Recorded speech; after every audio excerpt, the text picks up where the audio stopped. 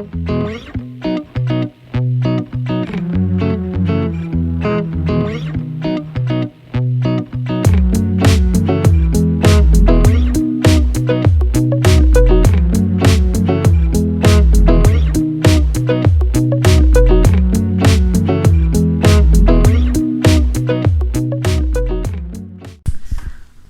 à tous et bienvenue dans cette nouvelle vidéo. Donc aujourd'hui c'est une vidéo en fait de témoignage. Donc j'ai invité Mathieu qui en fait je l'ai pas vraiment invité parce que il est déjà beaucoup ici puisque c'est mon conjoint depuis 2 ans. Et on voulait faire cette vidéo avec Mathieu pour un témoignage par rapport à l'application de la naturopathie au quotidien et à ses effets notamment sur le psoriasis. Donc Mathieu, déjà, est-ce que tu peux te présenter ? Oui, donc moi c'est Mathieu, donc comme l'a dit Juliette, hein, on est ensemble depuis 2 ans et dans la vie de tous les jours, voilà, je suis tourneur-fraiseur dans l'aéronautique. Voilà. D'accord. Est-ce que tu pourrais décrire qu'est-ce qui s'est passé quand tu m'as rencontré, dans quel état tu étais, quel était ton état de santé, ton hygiène de vie ? Alors, pour résumer, pendant des années, donc après 2013, j'ai commencé à prendre du poids et arrivé en 2016, j'avais atteint quand même un certain poids, donc j'avais atteint presque les 120 kilos. Et en 2016, j'ai commencé à entamer à perdre du poids. Aujourd'hui, là, je suis à 95 kilos. Et donc ça a été une des premières étapes. Et puis, en octobre 2016, en premier lieu sur les mains, j'ai vu l'apparition de certaines cloques d'eau, enfin comme les cloques d'eau qu'on a l'été, qui sont vite transformées en plaques, en crevasses, en tout un tas de symptômes un peu particuliers. Et quand j'ai consulté pour la première fois, j'ai demandé juste un conseil à une pharmacienne. La pharmacienne m'a dit « ça c'est la gale ». Donc je suis allé consulter un médecin. Le médecin a dit « oui, ça c'est la gale ». Donc j'ai suivi le traitement qui était prescrit avec tout ce que ça comporte, de désagréable. Et sauf que c'était pas ça du tout. Bah oui. On en était un peu loin, mais apparemment au niveau aspect, ça pouvait ressembler. Donc je suis allé plusieurs fois chez le médecin qui à la fin finit par diagnostiquer que c'était un psoriasis, diagnostic qui a été confirmé par dermato. Et donc pendant des mois et des mois et des mois, jusqu'en début 2018 à peu près, j'ai été sous crème à la cortisone de niveau 3, niveau 4. Et ce psoriasis avait atteint mes genoux, mes pieds, mes mains, ma tête, mes coudes. Et c'était devenu invivable. Ouais. D'accord. Donc quand tu m'as rencontré, tu étais dans cet état-là. Et alors, quelle a été ta première prise de conscience ? En fait, la première prise de conscience, c'est que ce psoriasis était arrivé quelques semaines, enfin, on va dire un mois, même un mois et demi après le départ de mon fils dans le sud, parce que je suis séparé depuis début 2013. Et en 2016, mon fils est parti avec sa mère habiter à Toulon, donc 1100 km d'ici. Et autant j'ai très mal vécu cet éloignement, et autant je pensais pas que ça aurait un tel impact sur moi et que ça se retransmettrait avec ça. Et en cherchant un petit peu, en fait, on s'est rendu compte que le psoriasis était souvent dû à une cause psychologique, en plus de l'hygiène de vie qu'il fallait revoir, mais c'était en partie dû à un choc psychologique quelque part refoulé. Ouais. Donc tout ce qui ne s'exprime pas s'imprime, donc en l'occurrence, toi, c'est apparu sur la peau, quoi. C'est ça. Alors, quand tu m'as rencontré, du coup, et quand tu as commencé à quand tu as voulu continuer à prendre en main ton hygiène de vie, parce que tu avais déjà vu des choses avant de me rencontrer, quels ont été les grands changements d'hygiène de vie qu'il y a eu à ce moment-là? Alors il y en a eu plein. Il y a eu déjà tout ce qu'on peut catégoriser dans l'hygiène, mais dans l'hygiène totale, hein, pas juste l'hygiène personnelle, intime, et même dans l'hygiène domestique, puisque tous les produits sont partis à la poubelle. Alors ça, c'est vrai que ça peut faire rire, mais quand à un moment donné on ne sait pas d'où peut venir le psoriasis, est-ce que c'est pas dû aussi à une allergie, est-ce que c'est pas dû à ces phénomènes-là, on essaye d'enlever tous les facteurs possibles pour enrayer tout ça. Et avec l'aide de Juliette, justement, on a regardé un petit peu tout ce que j'avais chez moi, tous les produits que j'utilisais, que ce soit la lessive, que ce soit les produits de douche, que ce soit les produits pour laver la vaisselle ou même pour faire le ménage. Ils ont tous un impact de toute façon, quoi qu'il arrive, sur notre quotidien, sur notre santé, sur nos mains, sur notre peau, plus globalement. Et donc tout ça, on a retiré pour essayer de partir sur des bonnes bases, un peu plus saines. Et puis il y a eu tout ce qui a été nourriture. Donc à ce niveau-là, essayer de limiter vraiment le plus possible les produits transformés.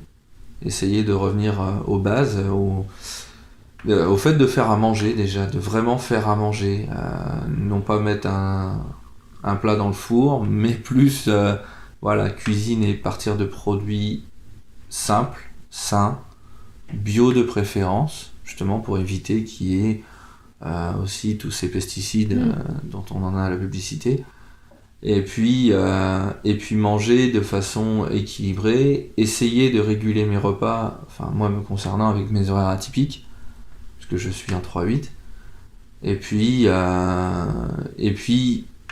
avec Juliette aussi, moi j'ai énormément diminué tout ce qui était gluten et lait de vache, dû à ces intolérances, mais après, en soi, c'est absolument pas une contrainte et ça m'a permis aussi de découvrir de nouvelles choses. D'accord, super. Et concernant l'hygiène émotionnelle, par exemple, justement, par rapport au lien que tu faisais avec le départ de ton fils, est-ce que tu as mis des choses en place? Oui. Alors, sur le plan émotionnel, donc, je suis allé voir une psychologue, sur à peu près, de mémoire, je pense que c'est plus d'une dizaine de séances, qui m'a aidé justement à essayer de lâcher prise par rapport déjà à tout ce que je ressentais et à prendre du recul, et puis grâce à Juliette aussi, parce que c'est vrai que Juliette m'a permis au travers de dialogues, de conversations, de me livrer, des fois de dire des choses qu'on a sur le cœur, et puis qu'on n'ose pas dire, qu'on essaie de garder pour soi. Mais c'est des choses qui m'empoisonnaient petit à petit, parce que quand on a des douleurs psychologiques comme ça, quand on voit son fils partir à l'autre bout de la France, et après chacun a ses douleurs à ce niveau-là, et je pense qu'elles sont nombreuses, mais bon, en tout cas, le fait de voir partir mon fils à l'autre bout de la France, d'être impuissant, de pas voir de solution, au final, le fait d'en parler et de pas me sentir tout seul, de me sentir accompagné, soutenu, ça aide beaucoup. Et puis au final, aujourd'hui, le résultat, c'est que entre l'hygiène de vie au quotidien et l'hygiène de vie émotionnelle aussi, aujourd'hui le résultat il est là, c'est que j'ai plus mes doigts sont redevenus des doigts, quoi. C'est plus des bouts de bois, c'est avec des crevasses, il n'y a plus rien de tout ça. Et il me semble que en hygiène de vie, tu as aussi arrêté de fumer à ce moment-là? L'arrêt du tabac, c'est arrivé 2 mois après notre rencontre à peu près, je crois que c'était en mars 2018. Avant je fumais des cigarios. C'était quand même, on va dire, un paquet tous les 2 jours, une boîte de 20. C'est quand même une consommation qui était, je trouve, importante. Le fait d'arrêter le tabac n'a absolument rien à voir avec, comme certains pourraient le prétendre, l'augmentation du prix du tabac qu'on voit tous les jours. Mais c'est vraiment sur l'hygiène de vie que je suis parti, parce que j'ai bien vu que j'avais la mine un peu plus jaune, enfin le fond des yeux un peu plus jaune, hein, marqué par le tabac, la laine, il y avait le sommeil qui était impacté, les ronflements, toutes ces choses-là. Et en moins d'une semaine, je suis passé à la cigarette électronique. Et depuis, je n'ai pas retouché une cigarette. Ça va faire 2 ans. Bravo.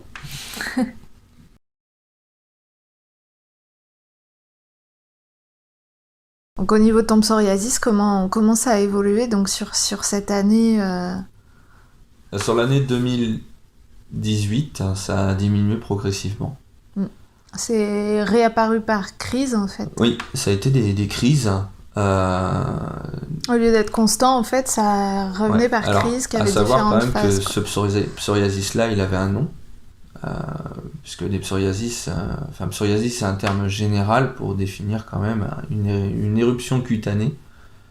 Moi c'était une dyshydrose en fait dont je souffrais, une dyshydrose chronique. Et c'est vrai que pendant longtemps on n'a pas réussi à mettre vraiment la cause réelle sur le tapis. Mais j'ai senti déjà quand même qu'en améliorant mon hygiène de vie, oui, il y avait énormément de facteurs quand même, qui faisaient que je me sentais quand même mieux. Et donc ces crises, elles se sont espacées quand même petit à petit. Néanmoins, il y avait toujours des légères crises de dyshydrose qui étaient là. Et les crises, en fait, elles se sont espacées et puis elles se sont réduites en surface, en fait. Elles sont restées à la fin que au niveau des doigts.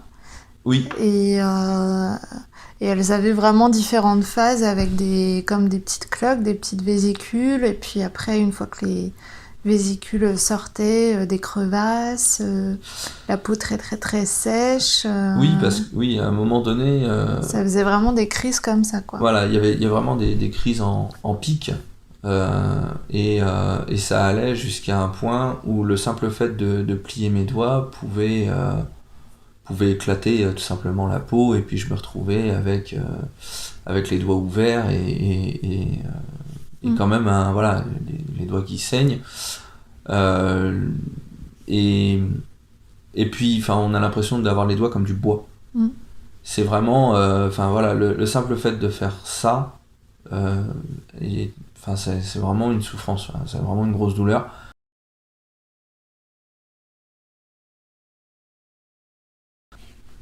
Aujourd'hui, tu as des mains... Aujourd'hui, j'ai des mains qui sont, on va dire, plutôt normales, on va dire, oui. Là, il n'y a aucun traitement, je tiens à préciser, il n'y a aucune crème, il n'y a aucun baume, je me lave juste au savon d'Alep tous les jours, et c'est tout.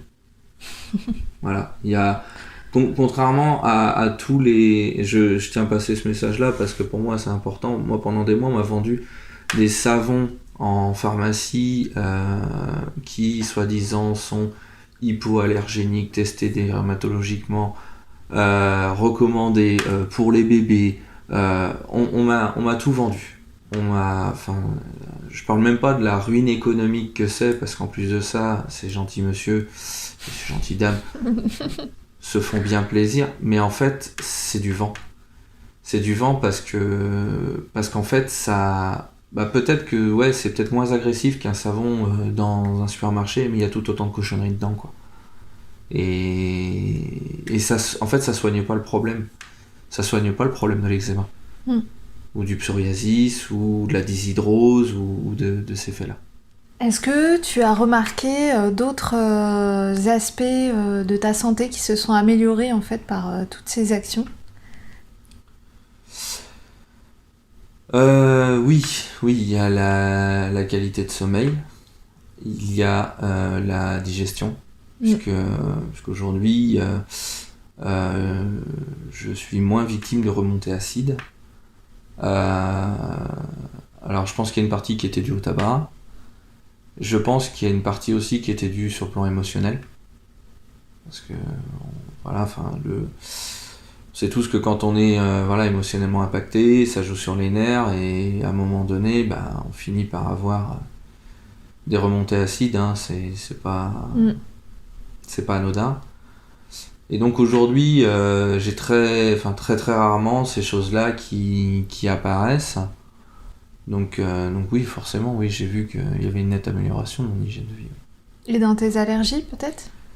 Alors au niveau des allergies, pendant des années, j'étais allergique aux graminées et au pollen.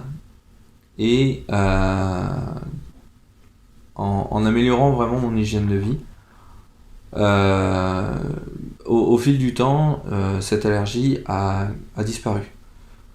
Avant, j'étais vraiment soumis à cette allergie, puisque et je parle bien de soumission, parce qu'en fait j'avais de l'asthme, j'avais le rhume des foins, j'avais des rhinites allergiques, j'avais les yeux comme un merlan-frit, et c'est vraiment, enfin ça je sais qu'il y en a beaucoup qui en sont victimes, c'est un poison quand ça arrive, on peut plus rien faire, on est complètement hagards, comme si on avait une grosse grippe carabinée en plein printemps, voire début d'été. Et vraiment en revoyant mon hygiène de vie, mon allergie, en fait, aujourd'hui, je m'estime vraiment plus allergique. Puisque l'année dernière, on a encore eu des pics de pollen, et à aucun moment, je n'ai eu de rhinite allergique. J'ai pas eu le moindre rhume l'année dernière. Et je vis pas cloisonné chez moi. Enfin, à aucun moment, j'ai eu les effets de ce pollen sur ma santé. Super. Et qu'est-ce que tu penses travailler maintenant dans ta santé? Quelles sont les choses qui te restent à approfondir dans ta santé? T'en es où aujourd'hui? Alors au niveau de ma santé, moi j'aimerais continuer à perdre un peu de poids. Parce que même si j'en ai perdu plus de 25, il m'en reste encore un petit peu à perdre, mais surtout apprendre à le stabiliser. Et je pense que le fait de travailler plus avec une naturopathe qui, au quotidien, va pouvoir vraiment m'aider à gérer ce qui est bon de ce qui l'est moins pour moi. Sans pour autant juger ce que j'ai dans l'assiette. C'est là la différence aussi, je trouve, entre un diététicien, nutritionniste et un naturopathe. J'ai déjà vu les comptes rendus de par des membres de ma famille, des comptes rendus de nutritionnistes ou de diététiciens. Il faut tout peser au gramme près, il faut tout contrôler, on a le droit de manger ça à telle heure, à tel moment, enfin ça n'a pas de sens. Ça n'a pas de sens. Et à un moment donné, moi je me voyais pas aller chez quelqu'un qui allait me dire exactement quoi manger, à quelle heure ou quoi que ce soit. Enfin, c'est absolument pas ma philosophie de vie. Et Juliette, elle a su me donner en fait la bonne indication. C'est-à-dire, elle m'a pas dit que ce que je mangeais était mauvais. Elle m'a juste dit, d'accord, il faut juste faire quelques petits réglages. Et au final, ces petits réglages, en fait, font qu'aujourd'hui, je vais quand même mieux. Et c'est sur ces petits réglages aussi que je pense on va travailler pour que je continue à perdre du poids, mais de façon saine et pas juste par programme, mais au quotidien, de façon à trouver vraiment un équilibre dans lequel je me sente bien. Et puis l'autre point, c'est ma circulation. Puisque j'ai eu la triste chance de faire une phlébite variqueuse en octobre, fin octobre, début novembre 2019. Donc j'ai eu 4 caillots au niveau de la veine saphène de la cuisse gauche. C'est héréditaire. Bon, c'est comme ça, hein. On choisit pas forcément les cadeaux que nous lèguent nos parents. Mais je sais que voilà, en améliorant aussi l'hygiène de vie, on peut aussi faire en sorte que ce soit pas une tare au quotidien. Enfin, c'est pas parce qu'on a hérité de quelque chose qui est un problème de santé, malheureusement, que c'est forcément une fatalité. Donc, On va essayer de remonter ton énergie aussi, parce que Oui. suite à tout ça, tout ce que tu as vécu psychologiquement, physiquement, depuis toutes ces années, forcément, aujourd'hui, il faut remettre un petit peu tout ça en place. Voilà. Alors, qu'est-ce que tu dirais aujourd'hui aux personnes qui regardent cette vidéo et qui sont atteintes de psoriasis ou de problèmes chroniques de ce genre? La première chose à faire, c'est vraiment... à la limite, je dirais, la première chose, ce serait d'aller voir quand même un dermato. Le dermato, lui, il va, en tant que spécialiste de la peau, va pouvoir déterminer si c'est un psoriasis ou si c'est autre chose. Faire un diagnostic médical précis. Ouais. Voilà, avoir un diagnostic médical. Une fois que vous avez ce diagnostic-là, le dermato, lui, il va essayer de traiter le problème de surface. En aucun cas, il va traiter le problème de fond. C'est pas son métier. Je veux dire, le dermato, lui, c'est la peau. C'est pas les émotions, c'est pas le... ça peut être tout autre problème. C'est pas un psychologue. Par contre, le fait d'aller voir un thérapeute, que ce soit un naturopathe comme Juliette ou un psychologue, tout simplement, peut aider à faire le point justement sur ce pourquoi ce psoriasis est apparu et vous aider à résoudre non pas le problème mais à l'accepter en tant que tel. Et une fois qu'on a accepté en fait ce pourquoi on a le psoriasis, derrière on peut plus facilement le traiter entre guillemets avec des réglages d'hygiène de vie comme ce que propose Juliette. D'accord. Bon, voilà. Donc, si je peux résumer, le psoriasis, donc, il est multifactoriel, très souvent. Ouais. Très souvent, on va retrouver un choc émotionnel, quelque chose qui n'a pas été dit, un traumatisme, quelque chose qu'on a vécu, il y a un avant et après. On va retrouver aussi très souvent un terrain digestif assez laborieux qui souvent dure aussi depuis beaucoup plus longtemps. On l'a aussi quand même de manière beaucoup plus fréquente chez les personnes qui sont allergiques, que ce soit des allergies alimentaires, des allergies respiratoires, type asthme ou rhume des foins, ou même des allergies cutanées, bien sûr. Voilà, tout ça, c'est un ensemble de facteurs qui vont engendrer le psoriasis et sur lesquels on va devoir jouer, en fait, par l'hygiène de vie pour améliorer la situation. Donc effectivement, c'est multifactoriel, donc ça peut être traité de plusieurs manières différentes qui vont être finalement complémentaires. Je donnerai à Juliette une photo de mes doigts avant et après. Il n'y a pas de crème ou de remède miracle au traitement du psoriasis.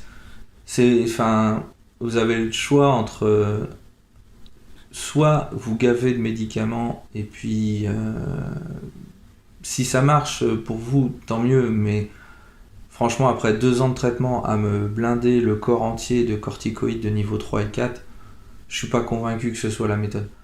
Maintenant. Donc bien entendu, moi Mathieu, je l'ai suivi beaucoup plus qu'en consultation, puisque on se voit tous les jours.